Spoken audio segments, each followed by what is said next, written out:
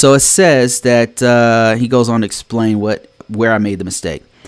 So he says, you know what the true state is. So he's saying that a false positive is where you know what the true state is and that everything is working fine because you implemented a patch. So you have a system, let's take a real world example. We have Windows 2016. We just patched it. It has no problems. We know that the state is solid, right? No security issues. And he says, therefore, the outcome should be positive outcome after completing the scan. Like you ran a scan and then you should see nothing wrong because it's solid. That's what he's saying. He's saying that I'm thinking that that's what he means by a false positive. But let's keep reading here. However, the Nessus scan. However, the Nessus scan indicates that there is an error. It's not patched. So we have a solid system, 2016 Windows system. We just patched it. It's solid. There's no errors. But we run a Nessus scan, and it's coming back and saying, hey, you have an error.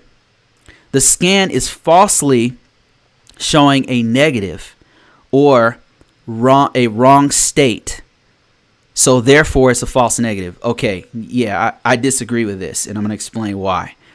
So he's saying that it should be called a false negative because the Nessus scanner said that it gave us kind of a thumbs down. It says, hey, you have a negative thing here, and therefore it should be a false negative. And this is going to sound a little confusing, but once I explain it, it should make a lot more sense.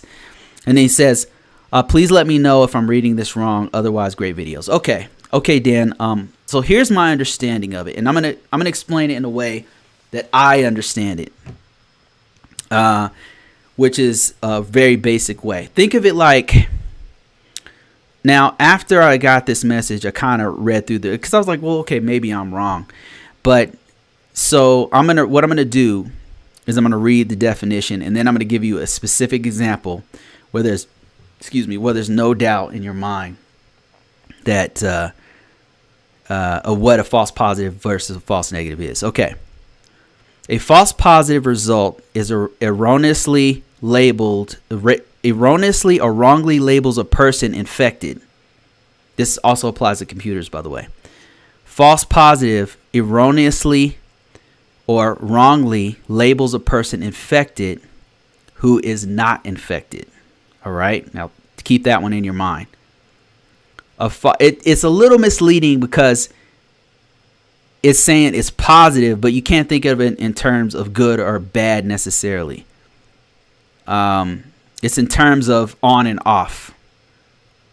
Okay, so let's keep going with the false negative. A false negative result are more consequential because an infected person or an infected system, person or system, doesn't matter,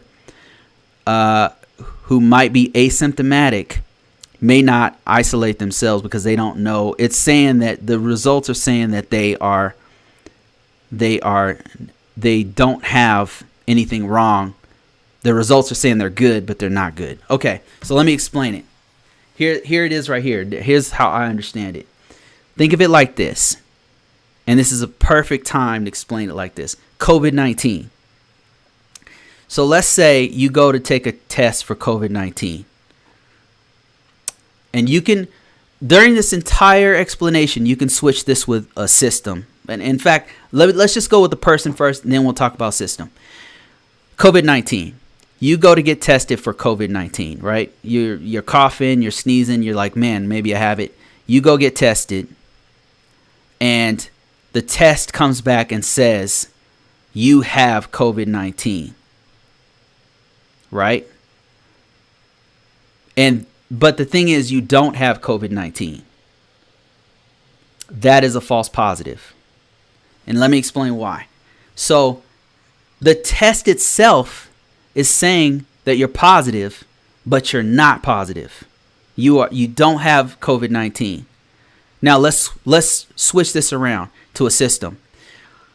Let's say you have a system and the system is solid. Let's go back to our example of the Windows 16 system, that everything is good. Everything is solid.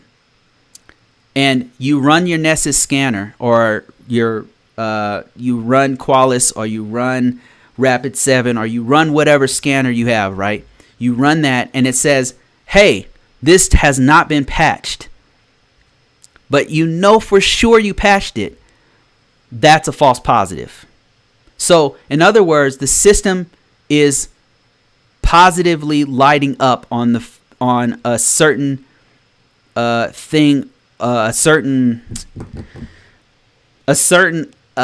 bit of code in the actual operating system. It's positively saying this person doesn't have this patch that he's supposed to have. So that is a false positive. And what you would do with that as a system security person, which you would have to prove that it is patched. What you could do is you could do screenshots, or you could do you could actually just show the assessor, hey, nope, look, see, we patched it last Thursday. Here it is right here. That's a false positive. And then you would have to, sometimes what organizations will do is they'll put together like a documentation that states with the evidence in there that, hey, this is a false positive and here's why. And then you explain why it's a false positive, right? Now let's go to false negative. A false negative, on the other hand, is, in a way, it's worse. And here's why. Let's go back to our human experiment, or a human example rather. And let's say you think you might have COVID-19. You're not coughing, you're not sneezing, but you think you might have it. So you go to get tested for COVID-19. And the test says, no, you're good. They put the swab up your nose and stuff. They test it. And they come back and say, nope, he's good. Right? Now, here's the twist. It turns out you do have COVID-19. But here's why it's worse. A false negative is worse because the test is wrong. Now you got to think about, if you thought that you didn't have it, you're out spreading it to everyone because you're asymptomatic. It's not showing any symptoms, but you have it, and you're just going around like normal, infecting everybody, right? And not only that, but if if it was wrong with you, if the process of swabbing your nose and then whatever chemical test that they did to see if you have it or not is wrong with you, it's probably wrong with everyone. That maybe they tested 1,000 people that day. Now, of those 1,000 people, let's say that 10% had COVID-19, and they're out spreading it to everybody because it says nobody is infected. That is a false negative. It's making a mistake by saying that you are negative when you are actually positive. I know it's confusing, but but that's how it works. So here's another reason why it's worse. Let's go back to our system example. So let's say you are on a Windows 95 system. You're on a Windows 95 system for some reason, and you do your Nessus scan, you do your Qualys scan or whatever, right? And you scan it, and the scanner says, nope, he's good. There's no problems at all. Now, just consider that. Now, if you ever worked on a Windows 95 system or whatever, it should find all kinds of problems with it, all kinds of security issues. But it says falsely that you're good, even though you know it's bad. There's all kinds of problems. There's no patches on it. It's a Windows 90. It's obsolete. It's no longer supported. It's end of life. All kinds of stuff it should be lighting up on, right? And it says, nope, you're good. That is a false negative. And the reason why it's worse is because if it can't even detect this Windows 95 system, how can it detect if there's a Windows 2000 system or a Windows 2003 system or whatever? And then what if there's 100 other Windows 95 systems that is scanning and didn't pick up on any of those things?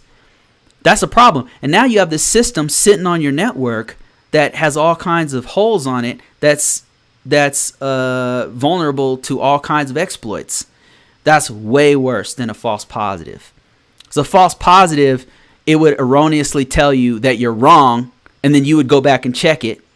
But a false negative gives you a false sense of security. So that's the difference between a false positive and a false negative. But if you guys have a way of explaining it, or you guys think I'm wrong, please feel free to chime in. That's the way I understand it, and that's as a matter of fact, I just got through doing a false positive at my actual job.